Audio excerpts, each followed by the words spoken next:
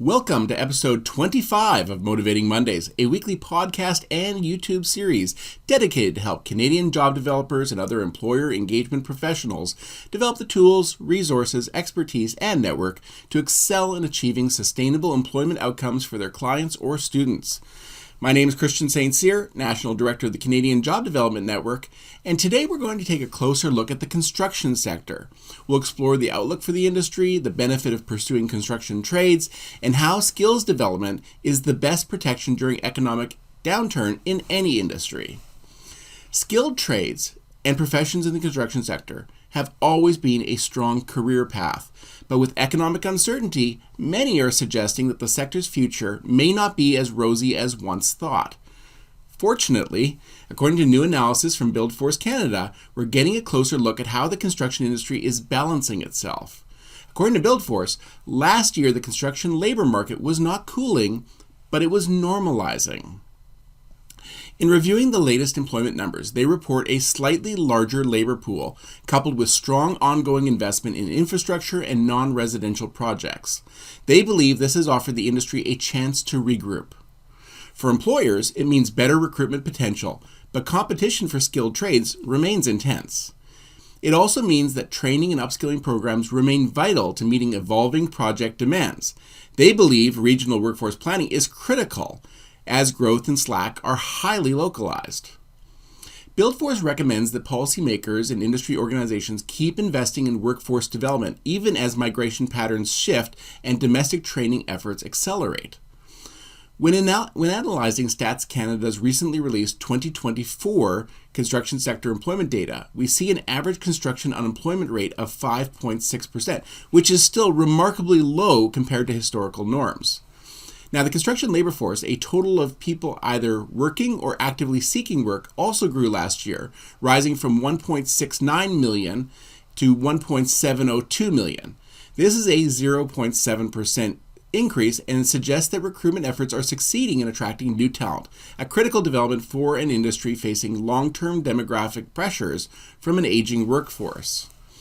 When we break it down on a national basis, we see that in Ontario, construction employment declined 4.4%, which is pretty significant, primarily due to continued pullbacks in new home construction and renovation activities. Manitoba was the only other province to record a decline, sinking 1.7%. Meanwhile, construction employment increased significantly by 15.6% in Prince Edward Island, 10.1% in New Brunswick, 9.3% in Nova Scotia. British Columbia, Quebec, Alberta, and Newfoundland and Labrador posted gains of between 1 and 4%. It was actually only in Saskatchewan where employment remained flat.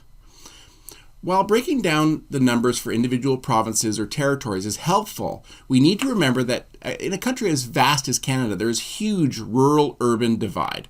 The following is a breakdown of the numbers in major Canadian centres. In British Columbia, for instance, construction employment grew rapidly in many regions, driven by major infrastructure and institutional projects. The Kamloops economic region led the country with growth of 27.5%, buoyed by major work on healthcare facilities. Abbotsford Mission also posted gains over 20%, with Chilliwack 14.5% and Vancouver 6.3% also seeing increases. However, not all areas shared in that boom. Nanaimo saw employment contract 16.7%. Kelowna experienced a decline of 39.6%. This reflected the unevenness of project activity across British Columbia. In Alberta, construction employment expanded across every major economic region. Lethbridge saw employment surge by 12.3%, supported by residential growth and infrastructure projects. Red Deer followed at 8.2%. Calgary posted the province's largest real employment gain, adding 5,700 workers. That was an increase of 6.9%, while Edmonton added 2,900 workers, supported by non-residential activity and recovering new housing sector. Saskatchewan saw more mixed results. Gains in the Saskatoon region were offset by declines in Regina, leaving overall provincial employment largely unchanged. In Manitoba, the Winnipeg region, which really dominates the province's construction market, saw a slight employment decline of 0.9%. This accounted for about 30% of Manitoba's overall construction employment loss in 2024. Ontario presented the most complex regional story. Some regions posted extraordinary employment growth, like Kitchener, Cambridge, Waterloo, which was up 19%, or Windsor, which was up 18.3%, and Brantford, 16.4%. These were leading the way, buoyed by public infrastructure and manufacturing investments. However, these gains were overshadowed by widespread declines elsewhere. Toronto alone shed 18,300 construction jobs in 2024, a drop of 8.1%, which was largely tied to weaker new home construction. Barrie was down 29.3%, Peterborough 21.5%, and Hamilton saw a decline of 16.5%. In Quebec, declines in major centers like Drummondville were down 17%, Quebec City 6.2%, and Montreal itself was down 2.5%, partially offset by strong gains in Trois-Rivières, up 19.6%, Saginaw, which was up 8.5%, and Sherbrooke, which was up 4.7%. Still, in real numbers, the declines in the urban regions outweighed the gains in other regions tracked by Statistics Canada. However, the fact that the province-wide employment increased suggests that growth outside of economic regions tracked by Stats Canada is still strong. The Atlantic provinces fared pretty well in 2024. New Brunswick enjoyed strong, broad-based growth, with St. John and Moncton each posting employment increases of more than 15%. Nova Scotia's Halifax region grew by 10.5%, accounting for nearly two-thirds of the province's total construction employment gains. In Newfoundland and Labrador, the growth was concentrated in St. John's, up 13.7%, while elsewhere employment was more stable. Just to note, BuildForce acknowledges that the data from Prince Edward Island remains unavailable due to population size. Whenever I examine data, I always try to think about how this applies to real people. How would this impact people who've been laid off in industries that have been hard hit by U.S. tariffs? Are there opportunities here for people who recently arrived in the country and where their traditional skill set isn't being acknowledged?